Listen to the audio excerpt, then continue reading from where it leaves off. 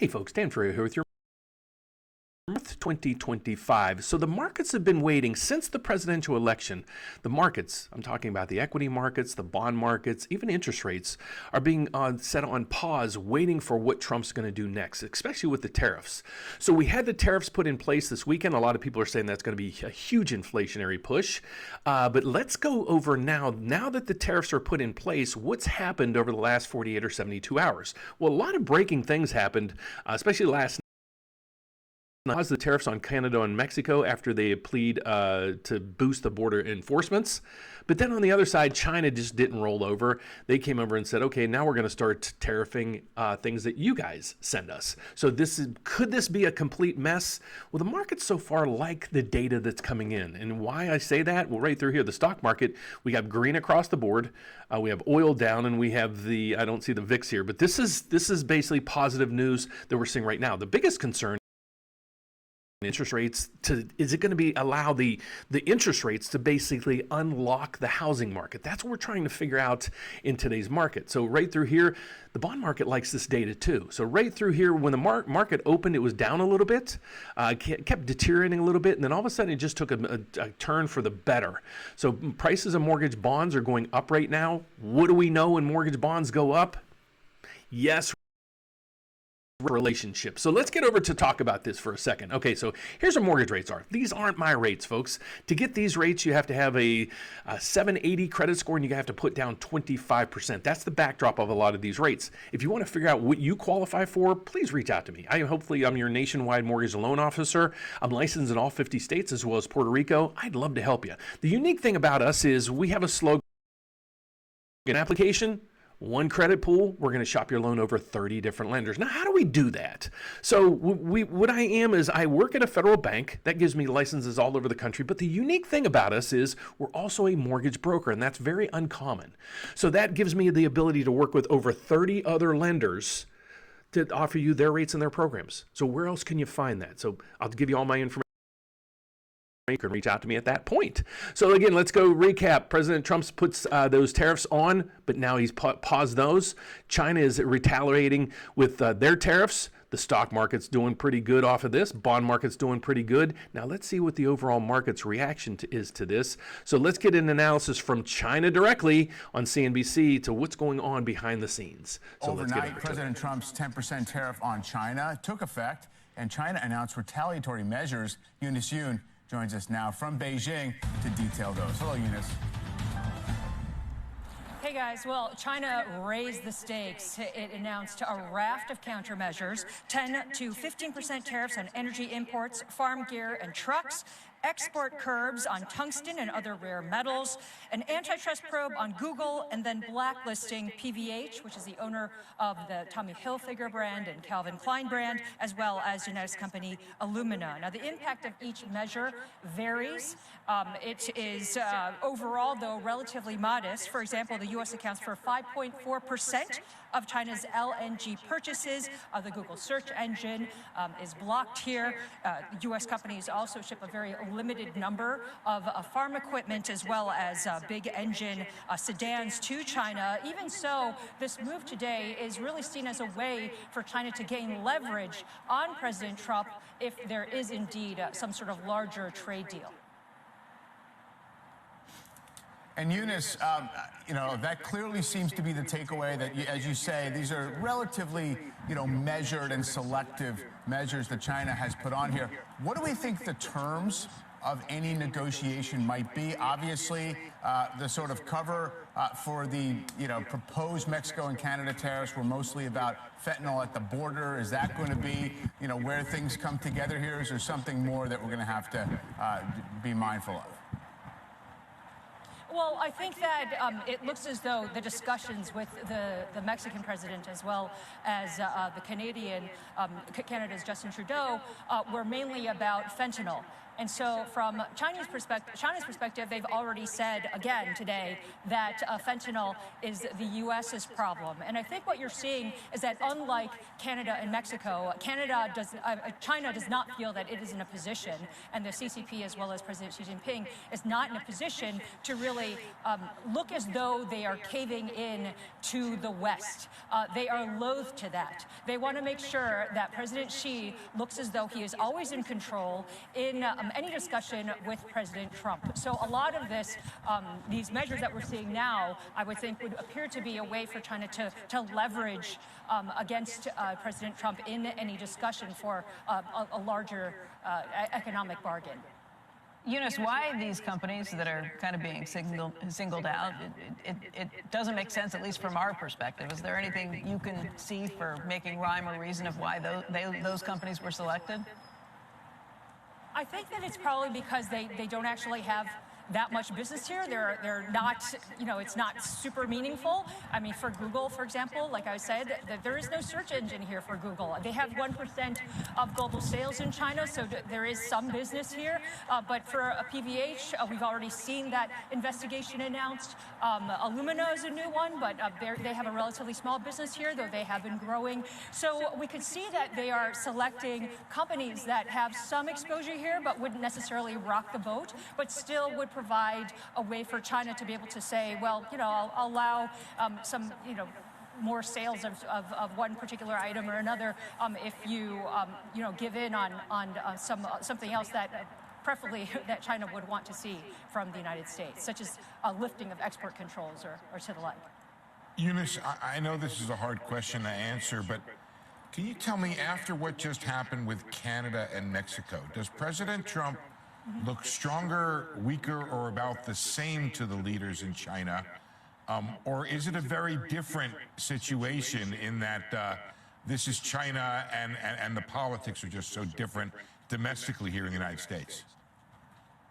Well, I think it's probably about the same. My guess is that from what we saw here and the reaction generally here to the 10% tariff, it was really one of relief for the most part from manufacturers who we spoke to, but also potentially from the way the government was reacting, because this looks as though it's a friendlier White House to the Chinese.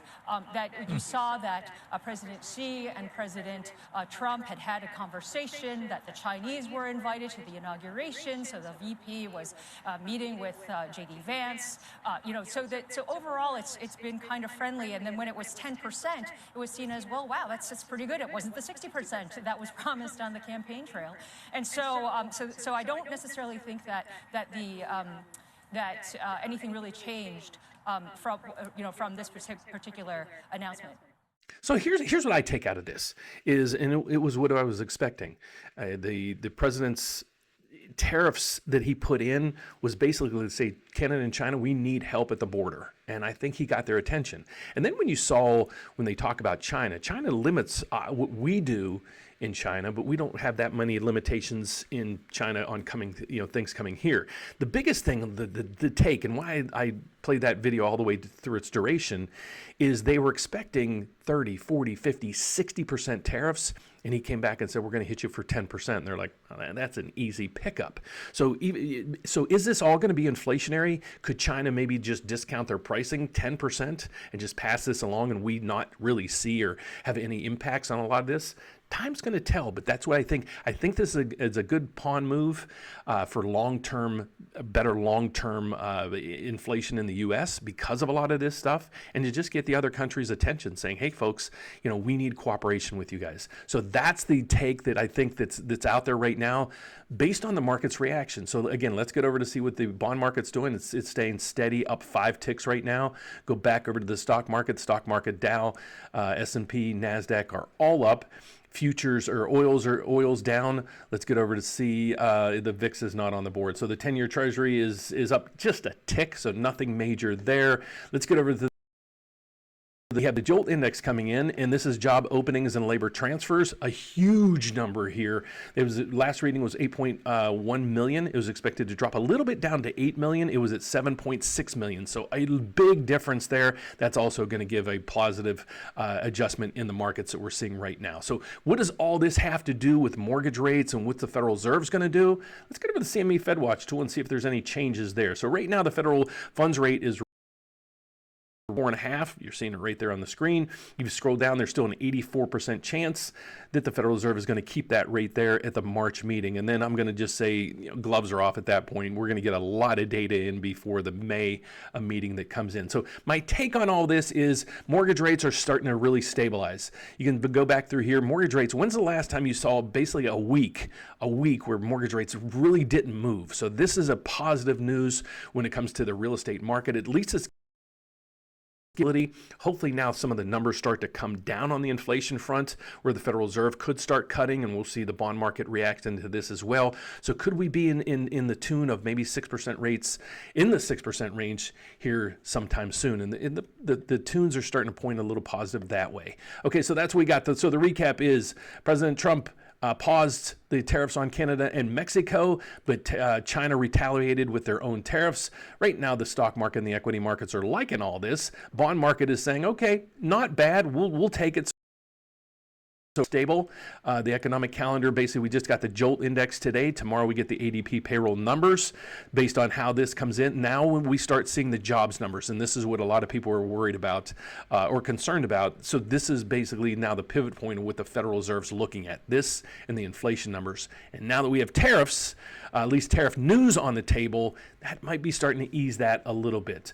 So the one thing I to give you a customer service announcement. So before you do anything of buying a car, buying a house, I know you're watching this channel because you're looking most likely, hopefully, to buy a house in 2025. That's in your tune. If you are, I would love to help you. I'll give you my information here in 1 second. But before you apply for a home or before you apply for a car loan, I have to tell you what this system does. Okay, I didn't make it. It's just a customer service announcement. Opt-out pre-screener does this.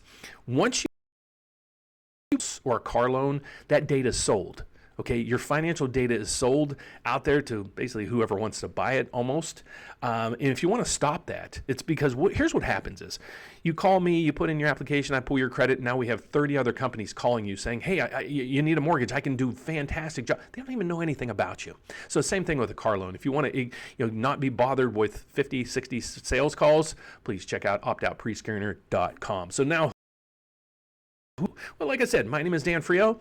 The company I work for is a federally chartered lender and a bank. Okay, so I'll leave it at that. Make it as simple as I can for you. That gives me the ability or the licensing all over the country. Okay, so that's kind of cool. But we're also a mortgage broker, a big one. We're set up with over 30 different companies. So my slogan here is one application, one credit pool. We're going to shop your loan over 30 different lenders. Now, if you know how to do this and all you're looking for is the best rate in town, God bless you. You're on your own.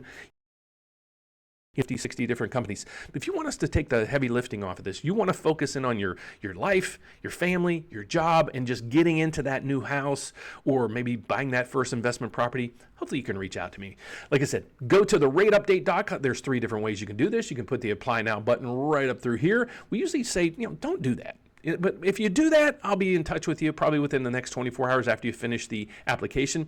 But why don't you schedule a consultation with us? What we're going to do is basically just talk like this. You're going to ask questions. I'll answer those questions. And based on, the knowledge I have and, hopefully we got a good synergy there, you elect to work with us. So you could do that. Or if you want to schedule or call and get in front of the line, we'll go scroll all the way down to the bottom and you're going to find our 800 number as well as my email address. So if you want to give me a call 844-775-5626 or email me directly at dan@therateupdate.com. Ask a question, I'd be more than happy to call you and go over that question and maybe more. If you just have a comment, just leave that down below. But if you have any questions that you need my help, please reach out to me, and that's how you find me. So thanks so much for watching, guys. God bless. Have a fantastic afternoon. I'll be here at the clip.